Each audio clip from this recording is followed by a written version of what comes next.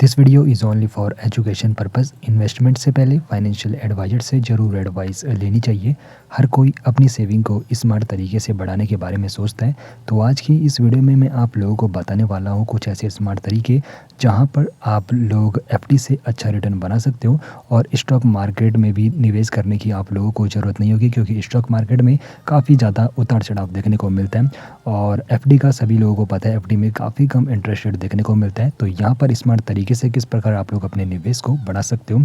तो देखो, बिना अधिक जोखिम लिए बिना और बेहतर रिटर्न पाने का जो रास्ता है काफ़ी ज़्यादा यहाँ पर सिंपल रहने वाला है। तो इसी को हम यहाँ पर विस्तार से समझेंगे और फिर आप लोग डिसाइड कर सकते हो कहाँ पर आप लोगों को निवेश करना है। जिस स्मार्ट तरीके के बारे में हम बात कर रहे हैं वो है डेट म्यूचुअल फंड। तो आज हम समझेंगे आखिर डेट म्यूचुअल फंड होता क्या है और किस प्रकार यहाँ पर एफडी से अच्छा रिटर्न मिलता है और शेयर बाज़ार की उतार चढ़ाव से भी यहाँ पर काफ़ी दूर आप लोग रहते हो। तो डेट म्यूचुअल फंड जो होता है, तो यहाँ पर जो फंड मैनेजर होता है, आपका जो निवेश हुआ पैसा होता है सरकार और कंपनियों को उधार देता है ताकि यहाँ पर सुरक्षा आप लोगों को मिले और साथ ही साथ यहाँ पर रिटर्न भी अच्छा मिलता है। और यहाँ पर एक टेन्यूर के लिए यहाँ पर आपको इंटरेस्ट रेट पहले ही बता दिया जाता है डेट म्यूचुअल फंड में कितना इंटरेस्ट रेट आपको मिलने वाला है। बाकी औसत एफडी पर जो रिटर्न आप लोगों को देखने को मिलता है 5 से 7% तक देखने को मिलता है। और जो डेट म्यूचुअल फंड होते हैं जहाँ पर आप लोगों को 8 से 10% तक औसत रिटर्न देखने को मिल जाते हैं। और यहाँ पर शेयर मार्केट की भी उतार चढ़ाव से आप लोग काफ़ी दूर रहते हो। तो अगर आप लोग भी एफडी से बेहतर रिटर्न के बारे में सोच रहे हो और शेयर मार्केट में भी अगर आप लोग निवेश करने के बारे में नहीं सोच रहे हो, तो डेट म्यूचुअल फंड एक ऐसा यहाँ पर जरिया आप लोगों के लिए बन सकता है जहाँ पर आप लोग एफडी से बेहतर रिटर्न की उम्मीद यहाँ पर कर सकते हो। अब यहाँ पर कुछ और इन्फॉर्मेशन मैं आपको बता देता हूँ। तो आप लोग जो भी यहाँ पर निवेश करते हो, जो भी अमाउंट आप लोग यहाँ पे निवेश करोगे, तो आखिर आपका पैसा कहाँ जाता है इसको समझ लेते हैं। अगर आप लोग डेट म्यूचुअल फंड में निवेश करते हो तो यहाँ पर जो आपका पैसा निवेश हो रहा है वो बॉन्ड्स में निवेश होता है 95% और बाकी 5% कैश के रूप में रहता है। यानी कि अगर किसी निवेशक को अचानक रुपए की ज़रूरत पड़ती है तो फिर उसको उसका रुपए दिलाया जाता है। और यहाँ पर डेट म्यूचुअल फंड में सरकारी कंपनियाँ उधार लेती है या फिर कॉर्पोरेट कंपनियाँ यहाँ पर उधार लेती है।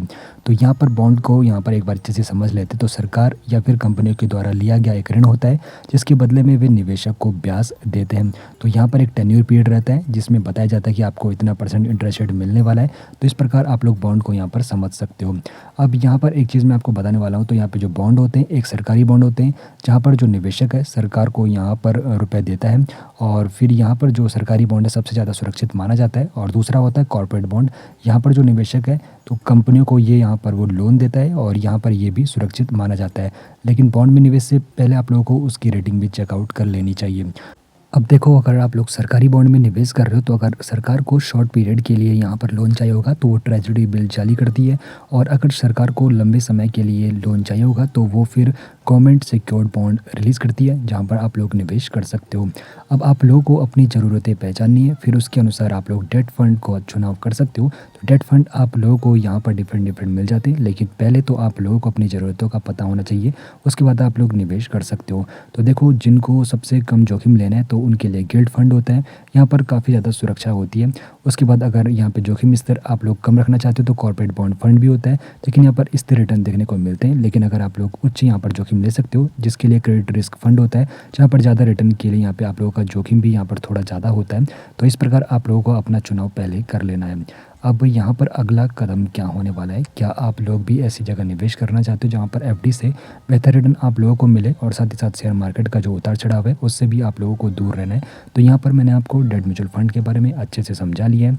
बाकी अगर आप लोगों को ब्रीफ में पूरी इन्फॉर्मेशन अगर खुद से भी जाननी है तो आप लोग गूगल का सहारा ले सकते हो या फिर एआई का सहारा ले सकते हो।